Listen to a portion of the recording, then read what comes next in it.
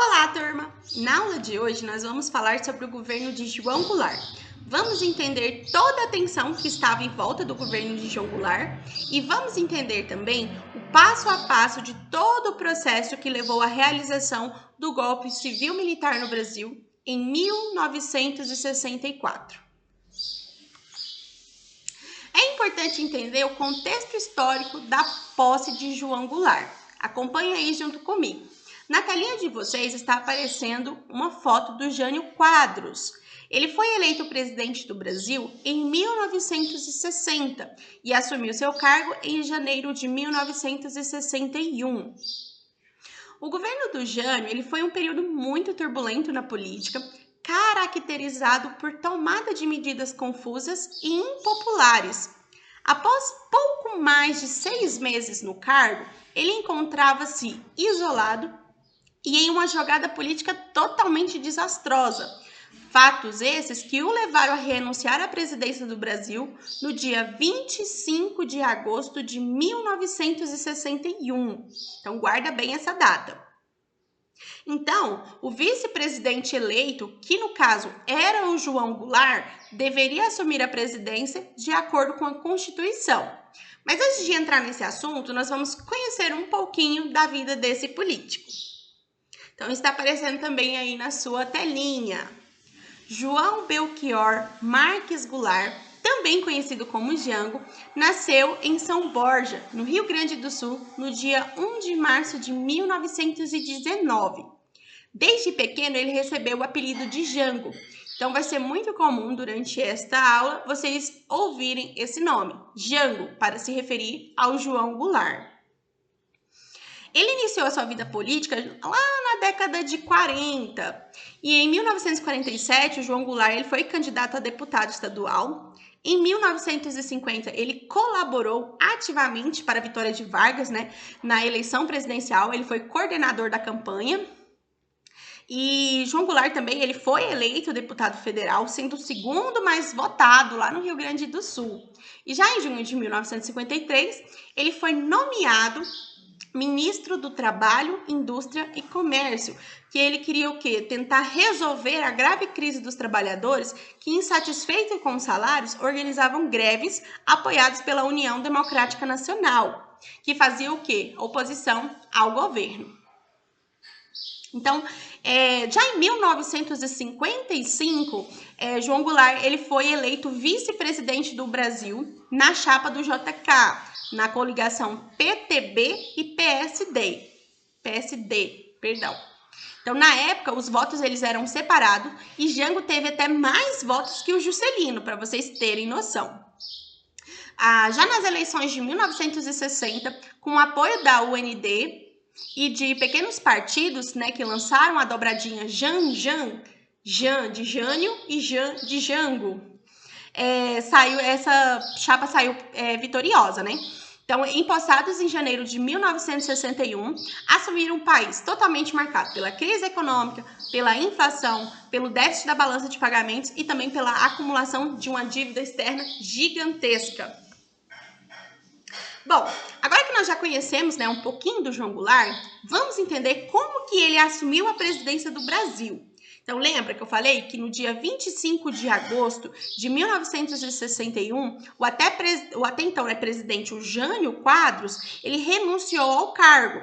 E a Constituição, pessoal, ela era bem clara. Na vacância do cargo de presidente, deveria substituir o vice-presidente, que era quem? O João Goulart. Só que no dia que o Jânio Quadros renunciou à presidência, o nosso vice, o João Goulart, ele estava em uma missão, uma viagem oficial à China. Então, portanto, quem assumiu a presidência de forma interina foi o Ranieri Mazzilli, que ele era presidente da Câmara dos Deputados. Isso cumprindo a Constituição. Então, após a renúncia de Jânio Quadros, o Brasil se dividiu em dois grupos. De um lado, quem não aceitava o vice-presidente João Goulart assumindo a presidência do Brasil, e do outro, aqueles que queriam que a Constituição fosse respeitada e ele assumisse o poder conforme a lei, porque ele tinha sido votado pelo povo, ele tinha sido eleito. Então, gente, a posse de Jango, né, na presidência do Brasil colocou um fim à crise política. E essa crise política havia se iniciado após a renúncia de Jânio Quadros. Então, o exército havia se recusado a aceitar a posse do João Goulart como presidente do Brasil. Vamos lembrar que o João Goulart era vice de Jânio Quadros, e isso deu início a essa crise. Então, foi quando alguns grupos ligados à esquerda e liderados por Leonel Brizola iniciaram uma campanha legalista defendendo a posse de João Goulart. Então, tivemos lá aquela parte da Rede da Legalidade, né, que foi um movimento organizado pelo Brizola, que era cunhado do Jango, que reuniu, gente, mais de 200 emissoras de rádio, convocando o povo brasileiro a apoiar a posse de Goulart. Aí aconteceu, né, aquele grande movimento nacional em reação às manifestações dos militares, exigindo o quê? Que se cumprisse a Constituição, ou seja, que a ação política ocorresse legalmente e Jango assumisse a presidência do Brasil. Ele não foi eleito para isso, então ele tinha que sim assumir a presidência do Brasil. Então, essa foi a campanha da legalidade. Então, gente, essa crise, né, política, ela quase levou o Brasil a uma guerra civil. E ela só foi resolvida quando membros do Congresso brasileiro propuseram o surgimento de um parlamentarismo como alternativa política para o Brasil, para que a posse do João Goulart ela fosse aceita pelos militares. Então, aí aconteceu a época do regime parlamentarista no Brasil, certo? Então, a imposição do parlamentarismo como alternativa política no Brasil aconteceu no dia 7 de setembro de 1961. Assim, o João Goulart ele assumiu a nossa presidência, porém com poderes reduzidos, uma vez que grande parte do poder dentro do parlamentarismo, né, está concentrado na figura do primeiro-ministro, que naquela época era o Tancredo Neves. Então, durante o governo de João Goulart, né, ele teve alguns desafios. Então, quando o João Goulart ele assumiu, de fato, né, a presidência em setembro de 1961, ele tinha 4 grandes desafios a superar em sua função de presidente do Brasil. Primeiro, um grande problema, né, que o Brasil ainda enfrentava naquele período eram as dívidas externas. E o segundo desafio que Jango deveria superar, né, em seu governo era realizar o controle da inflação. Então, a inflação do Brasil era um problema muito grave desde o final lá da Segunda Guerra Mundial. Outros desafios, né, que ele deveria superar assim que assumiu a sua presidência estavam ligados às tensões que existiam nas questões agrárias do Brasil. Então, existia uma tensão no mundo rural muito forte no Brasil. Então, fruto da desigualdade e fruto também de uma reforma agrária não ter sido realizada no nosso país. E, além disso, existia uma tensão muito grande também entre os meios educacionais do Brasil, principalmente nos meios universitários, por conta da baixa quantidade de vagas para as universidades que existiam no Brasil.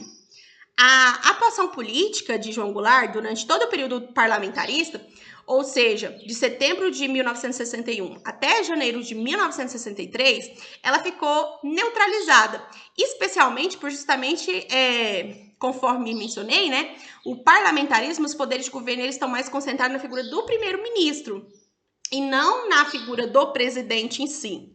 Então, os poderes, né, dos ministros, os poderes presidenciais de João Goulart, eles só retornaram de fato quando houve um plebiscito que foi realizado no Brasil. Então, houve uma consulta popular no dia 6 de janeiro de 1963, onde mais de 9 milhões votaram e optaram para o retorno do presidencialismo. E foi durante, né, o governo de João Goulart que ele propôs algumas mudanças muito importantes para o Brasil, que no caso eram as reformas de base. As reformas de base eram um conjunto de mudanças estruturais que João Goulart pretendia realizar no Brasil. Então, primeiro, temos aí a reforma agrária, né? Ou seja, a distribuição de terras improdutivas para quem não possuía, quem não tinha acesso às terras do Brasil. A reforma urbana, que era um conjunto de medidas que objetivava a justa utilização do solo urbano. A reforma educacional, né, para resolver os problemas da falta de vaga nas universidades brasileiras. A reforma tributária reforma tributária, né? Que queria o quê? Mudanças nos impostos, principalmente para ampliar a cobrança de impostos de quem possuía mais e diminuir a cobrança dos impostos de quem possuía menos. E também a reforma política, né, que tinha o quê? O objetivo de incluir o direito do voto para o analfabeto. Então, nós temos que lembrar que, de acordo com a Constituição de 46, o analfabeto não podia votar no Brasil. Enquanto cresciam as críticas da oposição e as manobras políticas militares, né, para desqualificar Jango no Brasil e no exterior, movimentos populares de esquerda iam às ruas, né, para apoiar o presidente. Então foi no dia 13 de março que ocorreu o comício da Central do Brasil, ou o comício das reformas, né, na cidade do Rio de Janeiro. Então lá na Praça da República, situada em frente à Central do Brasil, por isso esse nome. Então, essa era uma manifestação popular de esquerda de apoio em Jango, de apoio a Jango, perdão. E da mesma forma, pessoal, aconteceu outra manifestação, que foi o quê? A Marcha da Família com Deus pela Liberdade, que ocorreu no dia 19 de março, né, do mesmo ano, em resposta ao que foi considerado por militares e setores conservadores da sociedade uma ameaça comunista, que representava pelas ações, né, que era representada pelas ações dos grupos radicais e pelo discurso do Comício Central do Brasil. Então, o mês de março de 1964 foi marcado por uma disputa, né, entre o governo e a oposição. E foi então, né, que na madrugada do dia 31 de março para o dia 1º de abril de 1964, que tropas dos exércitos em vários locais do país, né, mas com forte liderança, principalmente ali no Rio de Janeiro, São Paulo e Minas Gerais, moveram-se em direção ao Rio de Janeiro, onde se encontrava o presidente. Então, os militares pressionaram a saída do presidente e logo declararam vaga a presidência do país, ocorrendo assim o golpe civil-militar de 1964, mesmo com João Goulart estando ainda no país e em plena capacidade de exercer o seu cargo.